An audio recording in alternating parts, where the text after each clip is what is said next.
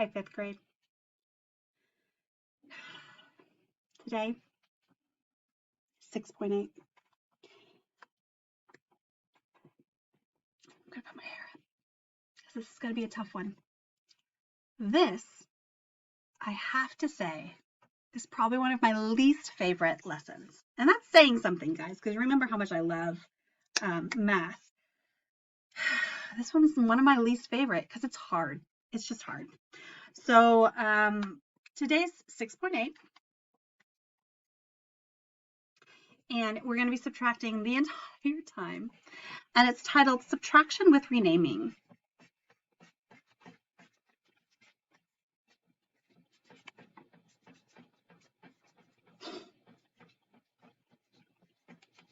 And what you guys call renaming, I call borrowing. I don't know, and I'll have to ask you guys which term you use. Our book uses the term renaming, and so you've been with this book for quite a while. You probably use that term. I grew up with the term borrow because I'm borrowing a group of 10 from the previous number to, okay. So let me show you how to subtract with renaming or borrowing without fractions first. Step one is without fractions. Now, you've been doing this since second grade. I know this because my son just started doing it. I was so proud. So here's how we subtract with borrowing.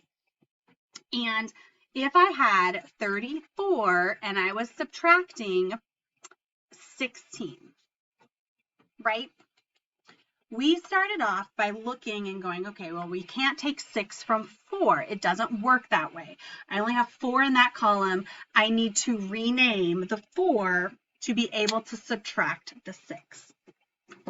And so what you were taught eventually is you cross off the 3 and you make it a 2. You cross out the 4 and you make this a 14 because you're borrowing. That's where we got the term. You're renaming this 3 into be 2 10s, and you took one of those 10s and gave it to the 4. You borrowed or renamed the 4 to be 14. So now this number still hasn't changed. I have 2 10s and 14 1s. That's still 34. Now I can subtract though. 14 minus 6 is 8.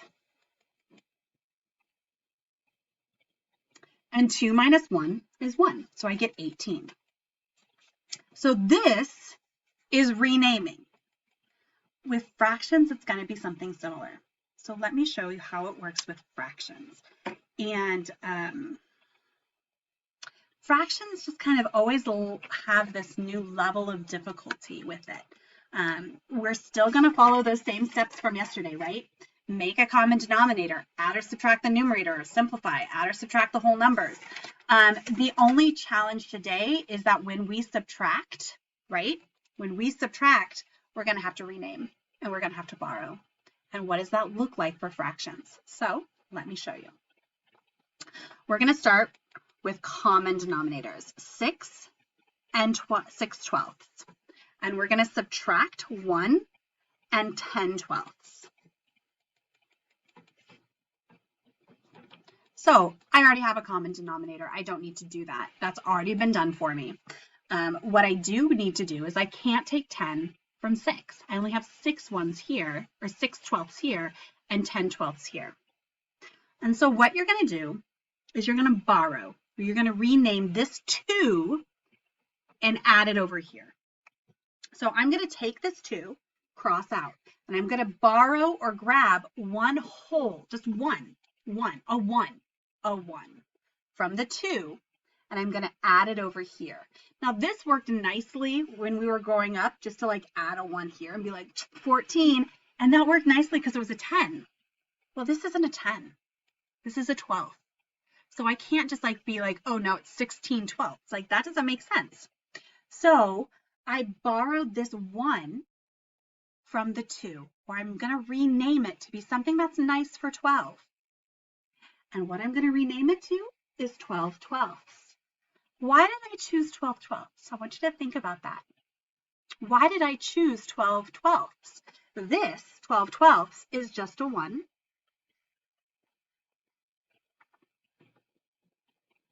but I can add it to my 6/12. So I'm borrowing the one from the one from my mixed number here, and I'm renaming it 12/12. And now I have 6 and 12, 6, 7, 8. I have 18/12 minus 10/12. Can I do that? Yes. So I borrowed or renamed from the 2, made it a 1. I named that one something that was nice for my 12s, 12/12. And now when I added those numerators, I got 18/12. So 18 minus 10 is 8/12. 1 minus 1 is nothing. So step 1, make both common denominators, done. Step 2, I was able to subtract with renaming. Step 3, simplify. 8 divided by 4 is 2. 12 divided by 4 is 3. So I end up with 2/3. Okay, now this is the hardest. This is hands down the hardest thing to do with fractions, is to rename them. Hands down. Okay? I'm with you on that. This is the hands down hardest thing to do with fractions. So if you're confused, remember you've seen it one time. So let's do another one.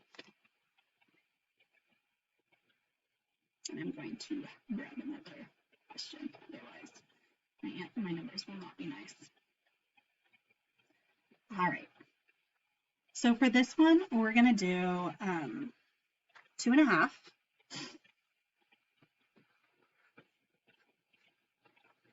minus 1 5/6. So in this problem here, I do need to go back to my algorithm. With step 1, I need a common denominator. Okay, done. Common denominator of 2 and 6 is 6. 6 times 1, 5 times 1. That makes it nice. 2 times 3, 1 times 3.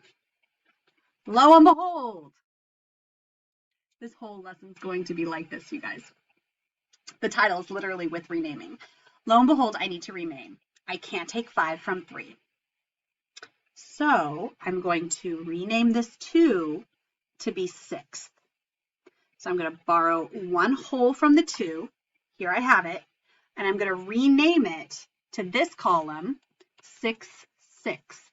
Now I want you to think, why did I choose 6/6? I could name it anything. I could name it 2 2s, 3 3s, 4 4s, 5 5s, 6 6, 7 7, a million. I could do that. Those are all options. However, the best choice is 6/6. And that's because it's a common denominator. And I don't want to find another common denominator, right? So I borrowed from the 2. Now the 2 is a 1. I took that 1 and gave it to the 3/6. So I'm going to combine them. And I get 9/6. Step 1. Now I can finally subtract my numerators. 9 minus 5 is 4. My denominator doesn't change. And then I subtract my whole numbers. 1 minus 1 is 0. And then I look to see if I can simplify. And I can, of course. Divide by 2, divide by 2. 4 divided by 2 is 2. 6 divided by 2 is 3. Okay, it's the same answer. All right. That is subtracting with renaming. There's another way to do that. The second way to do that is to use improper fractions to make both, or at least the top number, an improper fraction. So when I have a problem like this, where it's 2s or 1s, I might just make it improper. So let me show you what that looks like. If I have 2.5 minus 1 5/6. Step 1, make both denominators 6.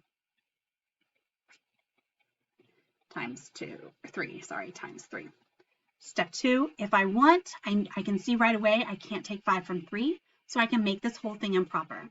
6 times 2 is 12, plus 3 is 15/6. 6 times 1 is 6, plus 5 is 11/6. Now I subtract. 15 minus 11 is 4, and the denominator doesn't change. So that's another way. And that way is step 1, make common denominator.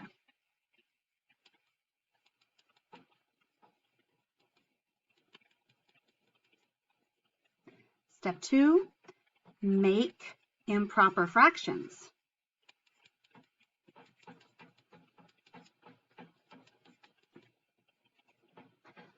Step 3, subtract, which you should be fine now. And step 4, simplify. So here's the thing, and here's why this is one way. Here's why I don't usually use this way. It has to do with the fact that